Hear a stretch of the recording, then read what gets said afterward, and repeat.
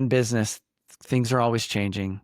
Things might derail us, but that doesn't mean that has to be a worse outcome just because it didn't go the way that you wanted. All right, we are Jason and Sarah Hull, the owners of DoorGrow, the world's leading and most comprehensive coaching and consulting firm for long-term residential property management entrepreneurs.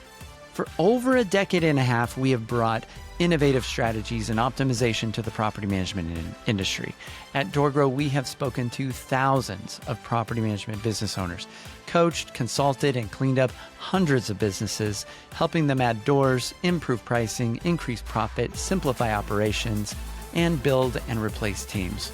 We are like bar rescue for property managers. In fact, we have cleaned up and rebranded over 300 businesses, and we run the leading property management mastermind with more video testimonials and reviews than any other coach or consultant in the industry. At DoorGrow, we believe that good property managers can change the world, and that property management is the ultimate high-trust gateway to real estate deals, relationships, and residual income.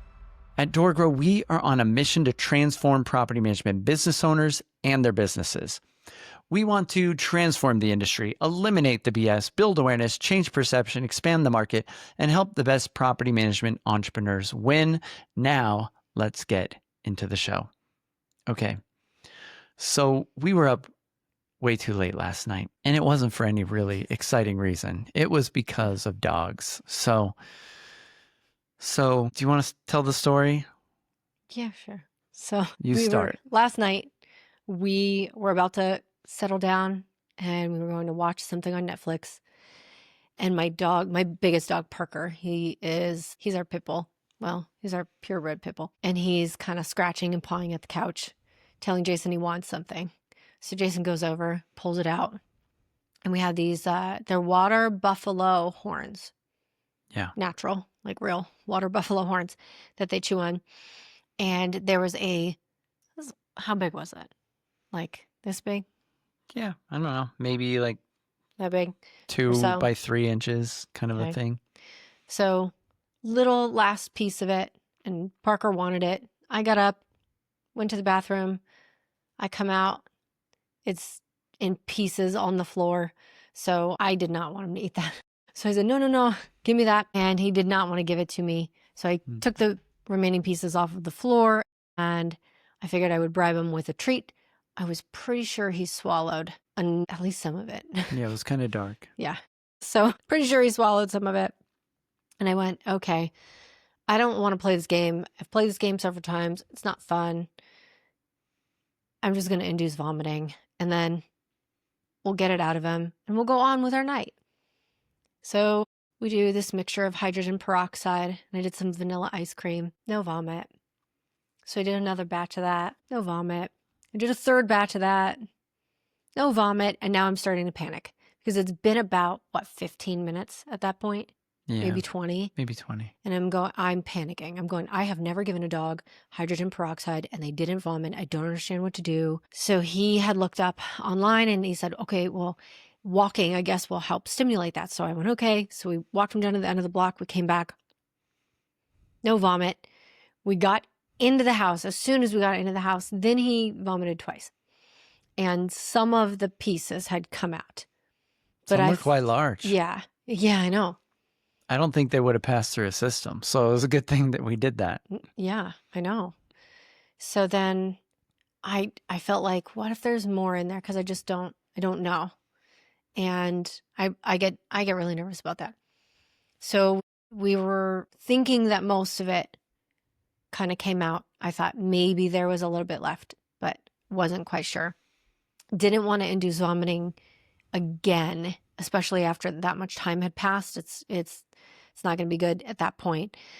So we were sitting on the couch. We were kind of keeping an eye on him. He was drinking some water, but then he started kind of drooling. And that's not a good sign. So I went, okay, we're going to the vet. So we went to the emergency room vet. We got there around 11 o'clock. Okay. Thinking they would get him right in because it's an emergency. Yeah. And they just had a crazy night at this place. Oh, such a sad night for them. So we got there. We drove my Chevy Tahoe, not my Cybertruck. Yeah. because that's the vehicle we usually drive if we're putting the dogs in it, because who knows, maybe the dogs scratch stuff or puke or whatever. So we drove the Tahoe, and we get there and they wouldn't see us. And there's kind of a timeline in Sarah's mind. Well, no, if you Of look it 2 up, hours, right? it says That you you have had pretty read. much about 2 hours from when it goes to the stomach into, I think it's called the pyloric valve. Don't Okay. quote me on that. But then it goes into the intestine. If it goes into the intestine, we're effed, because it's not going to pass through the intestine. I can tell you that for sure. And once it's in there, you can't get it. It's not like it can regurgitate back out into the stomach. It's in there. It's done. So now your option is surgery or death. Ask me how I know. Been there, done that. Yeah, you had a dog have this issue. 2 dogs. Okay. Two dogs eating things they shouldn't eat. Yeah. So I'm trying to make sure we can get, if there is something in there, I just want to check and see. Don't even know. Maybe there's something in there. Maybe there's not. But if there's something in there, I want to get it before it gets into the intestine. Yeah. So by the time we got there, it had already been at least, an hour and a half? An hour and a half, yeah. Since the original incident. So we don't know if there's still something in him. And we get there, and then we're sitting in the waiting room, and there's a lot of stuff happening. I guess there's just a lot of people ahead of us that have some serious issues with their pets. And so we're waiting. Eventually I go up, and you were freaking out. You're like, Yeah, we're I was nearing like the watching the deadline. clock. I'm counting down. I'm going, okay, we have 20 minutes left. So I go up and I just say, is there any way we can rush this along, or is there another place we can go? And she hands me a sheet. Here's some other hospitals in the area. This one's 20 minutes away. It's good. This one's 30 minutes away. It's good. I was like, oh my gosh, it's another 20 and 30 minutes that puts us past the 2 hour mark. So I explained this to you, brought you the sheet, and you said we might as well just go home. So I said, well, at that point, if they cannot get us in here and then we have to go somewhere else, either way, we're going to miss the 2 hour deadline. So at that point, now it's a gamble. Okay. So if it's moving on to his intestine, now we just go, okay, we keep an eye on him and he's going to be fine, or we keep an eye on him and we come right back here when we need to. So we talked about it, we thought about it, and then we said, okay, let's just head home, because if there's nothing they can do at this point, we missed the window. So let's just head home. Okay. So the story gets kind of interesting from here. So we go out to the car. We get Parker in. Yeah. And I push the button to start the Tahoe, and it sort of turns over, but it doesn't start. So the battery must be low. Never has happened ever with this vehicle. And so we were stuck. Okay. Could not start the vehicle. So forced to stay there. So he's which looking actually, in the back for jumper cables. Right. I'm digging around, figuring out where I'd hid my jumper cables in this vehicle. And he was so pissed. Yeah, I was mad. He hit the steering wheel. Okay. Yeah. Apparently I got violent with the Tahoe. He was mad. So get it. It was 11:45 at night. I understand. Okay, so the story gets even more interesting from there. At this point, wait. So at this point, I had said to Jason, I said, wait, oh my God, what if this is God telling us you are supposed to be here? You are exactly where you are supposed to be. I thought maybe, because this is weird. All right, so we're going to tell you the conclusion of this, because it does seem like some little bit of magic happened. So maybe God really did want to stay. But I'm going to share our sponsor for this episode, CoverPest. So CoverPest is the easiest and seamless way to add on-demand pest control to your resident benefit package. Residents love the simplicity of submitting a service request and how affordable it is compared to traditional pest control options. Investors love knowing that their property is kept pest-free, and property managers love getting their time back and making more revenue per door. Simply put, CoverPest is the easiest way to handle pest control issues at all of your properties. To learn more and to get special DoorGrow pricing, visit coverpest.com/DoorGrow. Okay, back to the story. All right, so then I find the jumper cables, and I'm like, cool. I guess I was mad, and I was like, I don't even know if I have jumper cables, but I do. I had that You found them. planned. So from the beginning, I guess a long time ago, I had stashed them in a panel in the back side of the vehicle that I had to pop off in plastic. And then I found them. All right, so I had the bag, I had the jumper cables, and then I'm like, I need to find somebody. And there's a bunch of cars, but only one was running and there was only one person outside. So I went up to it. I could tell they were pretty upset. Like I'd seen them walking around. It's two ladies. Turns out one is the friend of the other and had driven her there in her car. And so I went up to the window and I was like, you know, held up my jumper cables. She rolled down her window and I said, hey, could you help us jump our car? Our car won't start. Could really use some help. And I'm thinking, she's probably thinking I'm some weird creep or going to do something, or I don't know, like in the middle of the night, like it's late and like, you know, but she was like, she said, yeah, I'd be happy to help. My dog just died. And then this lady's coming out that works at this center and she's holding a little paper and she said, this lady is bringing me the prints that they took of my dog's paws right now. And I was like, oh my gosh, I am so sorry. Like this is like one of the most awful things ever. And I didn't even know what I could say other than I'm so sorry. And she said, but she was willing to help out. So she drove her car over and next to ours and I hooked up the cables and tried getting this thing started. And it like, I think I charged it. Initially I thought, let's do it for like 5 minutes, then try it. Then we waited, didn't work. Waited another 5-10 minutes, tried again, still didn't work.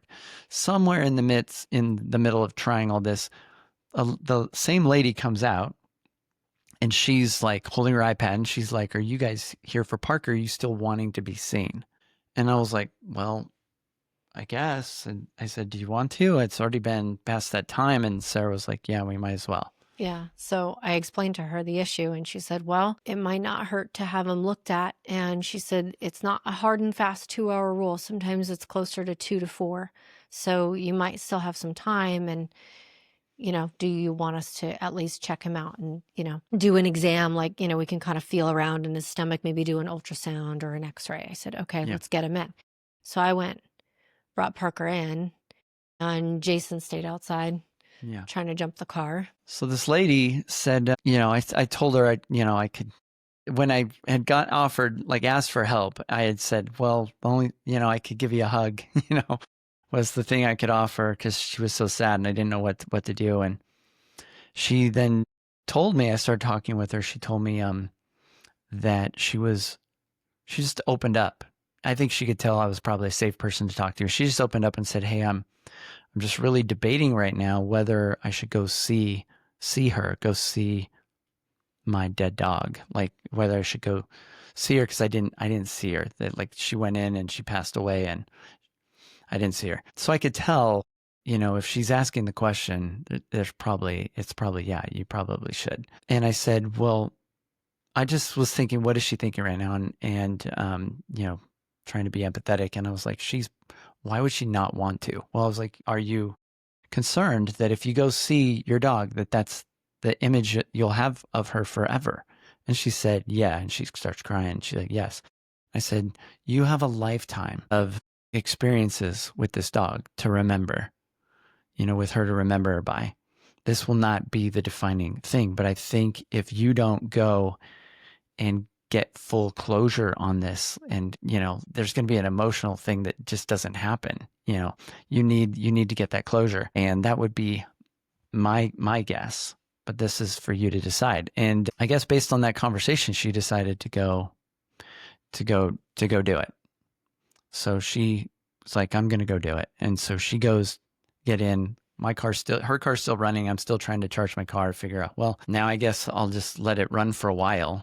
And I let it run for a good another 15 minutes, set a timer, still wouldn't start. Car just would not start. It wouldn't turn over. So she goes in and then eventually she comes back out and she's like, they're making me wait. I think they're trying to get her presentable for me. And I said, well, it's probably a good thing, you know, but she's like, but now I'm thinking all about it and I'm stressed and now I have to wait. I was hoping I'd just walk in and see her and be done with it. And I was like, I get that. And I guess you were inside with Parker and you had eventually came out and they were like, you can go in. And she went in to go see, but I had asked her, like, do you mind me asking what happened? She said, oh, my dog was in a car accident. A car hit my dog.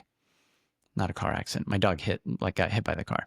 And because she gets out and thinks it's super fun to get out and had gotten out and she was feeling really guilty, like it was her fault. And so she went in, I guess, to go see the dog, and I was outside with the cars, but you were inside. You want to share? Yeah. Well, I was inside with Parker, just kind of waiting. So at this point, they had already come and checked a few things preliminarily. And then they were sending the doctor in.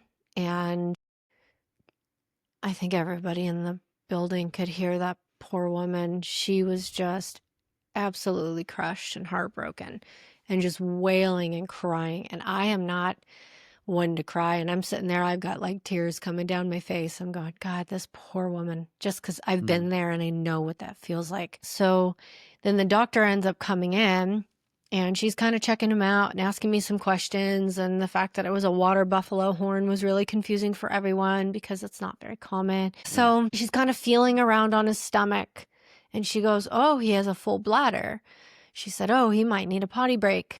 And she said, okay. And then I'm just going to check a couple things here and then we're going to take him in the back. We'll do an ultrasound. I said, okay. So as she's doing her heart check on him, she said, hey, did anyone ever tell you that he has a heart murmur? And I said, no. And she said, okay, well, it's not anything serious right now. It's really not bad. But it is something to keep an eye on because it could be associated with something like heart disease or a heart failure. So there might be some underlying heart condition. You might want to talk to a cardiologist and just kind of have them check it out. I said, okay. So then she took Parker back and I was waiting for them to come back. She comes back at some point with him and she says, well, she said, okay, so here's what I think about the bone. I'm still going to stand by my original statement. I would not recommend inducing vomiting again. You already did that. Some of the bones came out. She said, if there's anything else in there, I would not recommend inducing vomiting again. Sometimes if you do induce vomiting, then something might get stuck in the esophagus. It might scratch or tear the esophagus. Now you have a critical problem. So she said, I think you already did that. Don't worry about it. I would not do it again. I would not recommend us doing it again. She said, if it's a bone, their stomachs are just meant to digest that. Don't give him any sort of antacid. Just let his stomach do its thing. And at some point it'll disintegrate and it'll pass normally. So I said, okay. And she said, I do, however, have some bad news. And I said, well, what is it? And she said, well, do you know when I was feeling him? And I said, oh, his bladder seems full. Well, that was not his bladder. And she said, so he has a large mass located right behind his bladder. And she showed me the ultrasound image of it. And it's larger than a grapefruit right now. So it's pretty big. And she doesn't know what it is. She's not sure, is it liquid? Is it some sort of cyst? Is it some sort of like tumor? We don't really know what it is. She sent me a referral so that I can go and have them do an ultrasound and then have them kind of take a look at it. They, of course, recommended biopsy, which I'm not going to do. But she said, yeah, I would definitely have this checked out. And she said, I am so sorry to have to tell you this. But the way she was breaking it to me was almost like, like she was treating me like the woman whose dog just passed away. And I'm thinking, okay, so from her point of view, I understand why she was kind of reacting that way.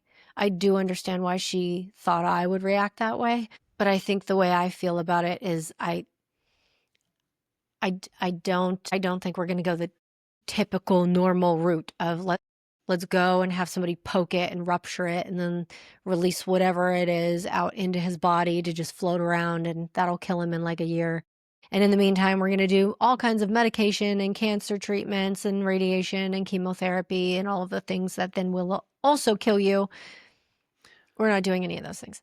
But yeah, the point is she felt like it was really, really bad news and you felt like you're going to figure out a solution. Well, I felt like it was just a good thing that it was found. We know because we wouldn't have known otherwise. How would I have ever known that?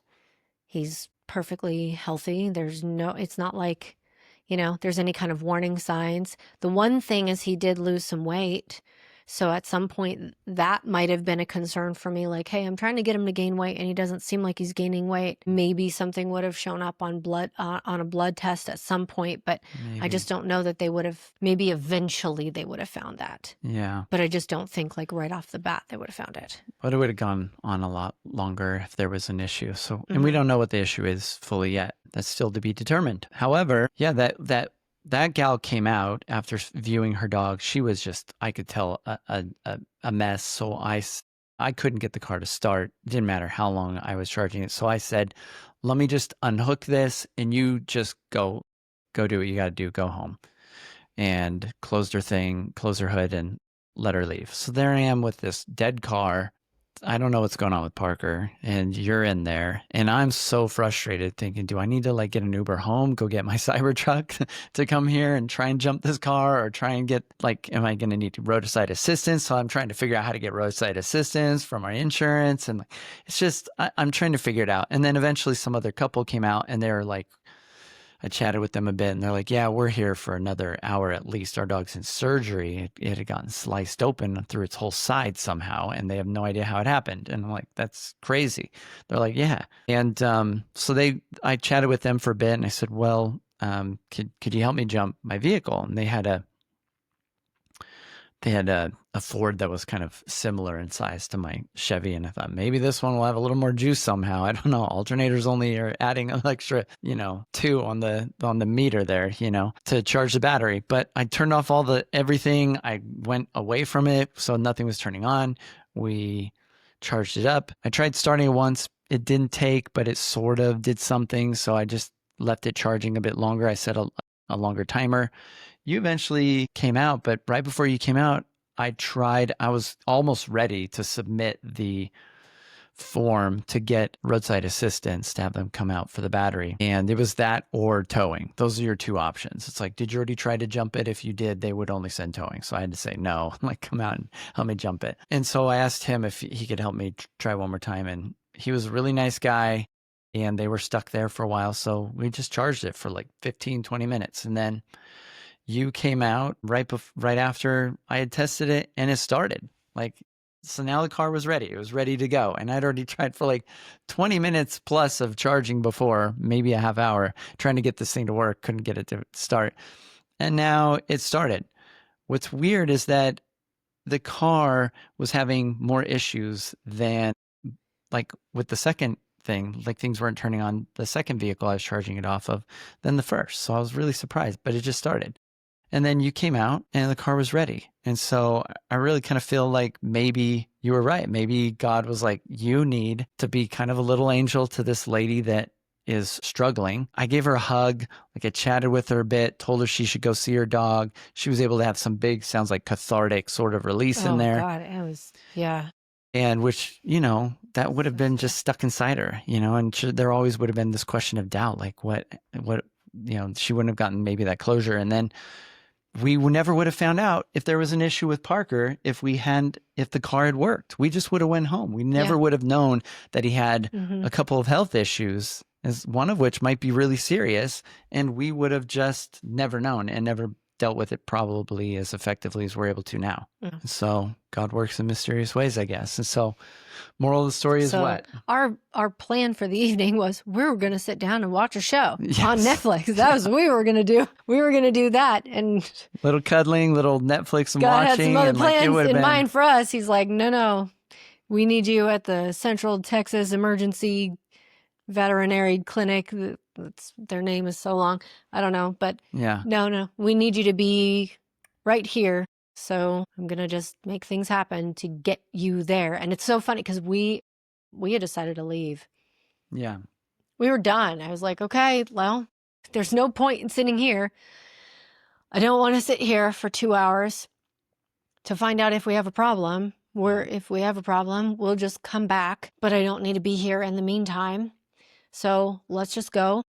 If he has a problem, we will come back. And if he's fine, then great, we'll at least be home. And then the car didn't start. So I think what you plan for is not always what you get. But I think what you get is exactly what you need. Yeah, and sometimes, plans may change. Our original plan, the thing that we want, doesn't happen, but sometimes there's a better outcome. Finding out, is it worth losing a little sleep to find out that a dog that we really love and care about has maybe a potentially serious health issue that we can now nip in the bud and take care of early on?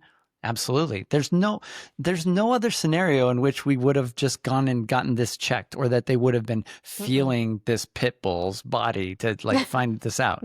It was only because he had eaten that crazy bone that we were, and Sarah was nervous enough about it that we went and got him there. And it was this whole cascade of magical events to make sure that this happened. And so it's really mind blowing how everything kind of can work out. And yeah, the car drove home just fine. I probably would start up fine right now. I don't know. I probably should charge the battery a little bit more, but yeah, but everything in the end worked out. We're a little tired, and I think this is a good lesson and we wanted to share because this is real for us. This is what happened. And, you care about pets like family. A lot of times it's not the business stuff that derails us. It's everything else outside of business. That's one lesson you could take away from it. Like, making sure that your family's good, including pets, are taken care of, getting those things checked out. And then also just trusting that, there's I believe and trust that there's a higher power that's watching out for you, that has a plan.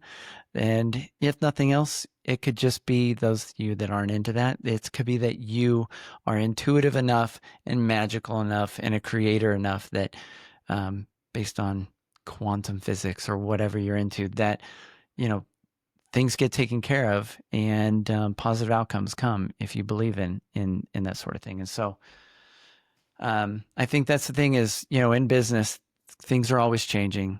Things might derail us, but that doesn't mean that has to be a worse outcome just because it didn't go the way that you wanted. That's my 2 cents. You have anything, Dad? Okay. I'm tired. Can we go to We're bed gonna now? we're gonna wrap this up and go take it easy. I'm Maybe gonna go pass take out a on the nap. couch. Yeah. When did we go to bed? I'm gonna Like take a nap right 2 now. o'clock? Yeah. Take a nap right here.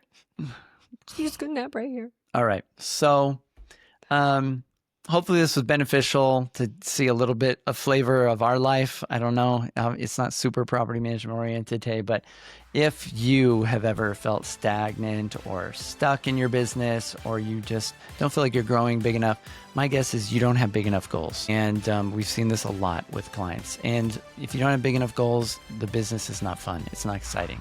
So reach out to us at DoorGrow.com. We'd love to help you out.